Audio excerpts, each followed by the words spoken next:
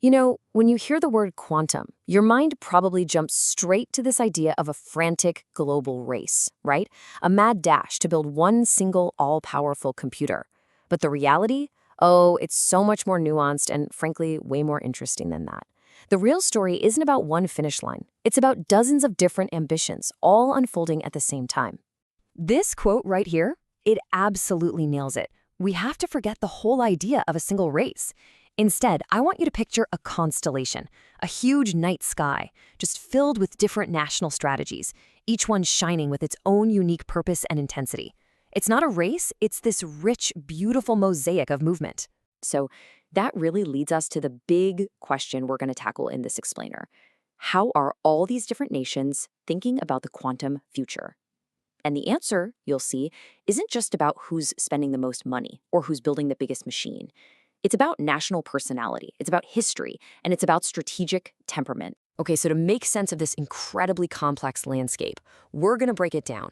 We're going to explore 6 distinct strategic personalities. Think of them as archetypes. And believe me, they tell you way more about a country's real ambitions than just looking at numbers on a spreadsheet. Here's our roadmap for this tour. We're going to walk through these 6 different archetypes one by one to really understand the unique logic that's driving nations all over the world. All right, let's dive in. First up, we have the global ecosystem leaders. I love this description. They're the big kids on the quantum playground.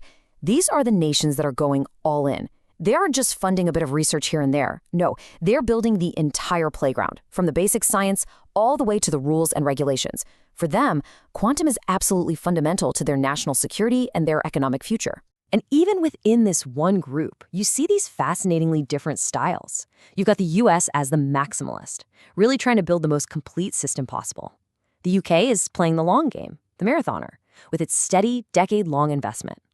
Then there's Canada, the strategist, so methodically weaving quantum into its defense and AI plans. And you gotta love South Korea, the semiconductor samurai, so smartly using its dominance in chips to get a massive head start in quantum. And speaking of making big moves, let's just take a second to look at this number. Australia is dropping nearly $1 billion on a single company, PsiQuantum. Their goal? To build a 1,000,000-qubit machine. This is a perfect example of what the source material calls quantum brinksmanship. It is a huge risk, huge reward bet that just screams confidence. Now our next group, they operate on a completely different wavelength. These are the quiet regional builders. The best way to think about them is like grandmasters playing a game of chess. You're not going to see flashy press conferences from them. What you will see are deliberate, patient, precise moves, all with this laser focus on national sovereignty and self-reliance. And this table really shows that patience in action. I mean, look at Japan. It's not looking for a quick win. Its moonshot initiative is targeting fault-tolerant computing by 2050. That's not a short-term plan, that's a generational play. And then you have a country like Argentina, which is quietly building its entire quantum stack from the ground up. For these guys, it's all about depth and control, not about speed and headlines. So this really just lays it all out, right? The difference in philosophy is stark. The leaders are all engines firing everything at once, focused on a security-first global advantage. The builders, on the other hand, are making these precise, patient moves, focused on sovereignty-first, national control. They're 2 totally different mindsets, both aiming for that same quantum future. Okay, so not everyone is trying to build the whole thing themselves or go it completely alone. Our next 2 archetypes, the collaborative architects and the agile integrators, they get it. They share this core belief: quantum is a team sport. They know it's just too big, too complex for any one country to tackle solo. So their whole strategy is built on partnership, specialization, and being able to move fast. And you can really see this cooperative spirit right here.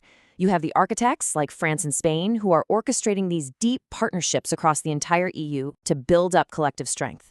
Then you have the integrators. Taiwan is just a masterclass in alignment, smartly tying its quantum goals to its world-class semiconductor industry. And check out Ireland. It's making a super-focused, agile bet on one critical piece of the puzzle, building a national quantum-secure communications network. Smart. Our last category is all about looking to the future. I'm talking about the seed planters. This group includes the emerging hubs and the integrated planners. These are the nations that are methodically laying the groundwork right now. They're drafting their very first roadmaps, setting up research centers, and smartly weaving quantum goals into much broader national plans for things like defense and digital transformation. So what do those first seeds actually look like on the ground? Well, for these emerging players, think countries like Indonesia, Mexico, South Africa, the priorities are really clear. A massive chunk, 40%, is going straight to security, getting ready for the quantum threat right now. Another 30% is going to skills and education, building up the human talent they'll need for the future. It's an incredibly pragmatic, foundational approach. So, after this whole tour of these 6 different personalities, what's the big takeaway? What does it all mean? I think it's this. A country's quantum strategy, it's like a reflection of its soul. It's about its national temperament, its history, its unique vision for its place in the world, just as much as it's about the tech itself. So, if you're going to remember anything from all this, let it be these 3 points. First, we are not watching a single race. We are watching a beautiful, complex mosaic of movement. Second, these national personalities aren't set in stone. A quiet builder today could absolutely become a bold mover tomorrow. And finally, and this is so important, never ever underestimate the niche players. The focused strategy of a smaller nation today could define the entire landscape of tomorrow. And that kind of leaves us with one final, pretty provocative thought. In this quantum world that's unfolding so fast, maybe the most important tool you can have isn't a map of what everyone else is doing. Maybe it's just having a clear, bold vision of your own. Thanks for joining me on this tour.